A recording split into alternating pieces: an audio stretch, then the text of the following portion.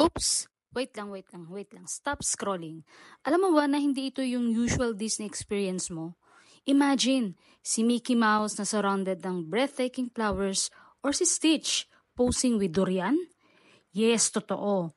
And it's happening now at Disney Garden of Wonders dito yan sa Singapore. So keep watching. This is something that you cannot miss. Kung naghahanap kayo ng magical experience this season, well, tara na! Dito sa Disney Garden of Wonders sa Floral Fantasy Gardens by the Bay, Singapore.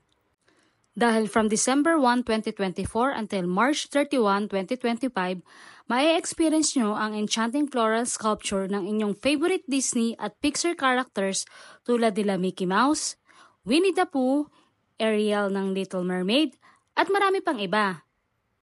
Bukod sa mga ito, makikita rin ang unique displays tulad ng Donald Duck with chili crab at Stitch with durian na nagbibigay tribute sa local flavors ng Singapore.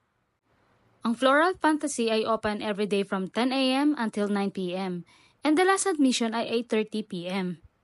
Para sa mga ticket, maaari kayong bumili online o mismong ticketing counters ng Gardens by the Bay. Para sa mga non-residents, ang admission fee ay $24 for adults at $16 naman para sa mga bata from 3 to 12 years old. For more convenient booking experience, pwede kayong mag-book ng ticket sa Klook. At para sa exclusive discounts, gamitin ang code na Maricel C. Klook sa inyong booking. Kaya ano pang hinihintay nyo?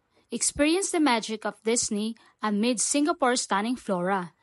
Visit Disney Garden of Wonders at Flora Fantasy ngayon na. So paano? See you there!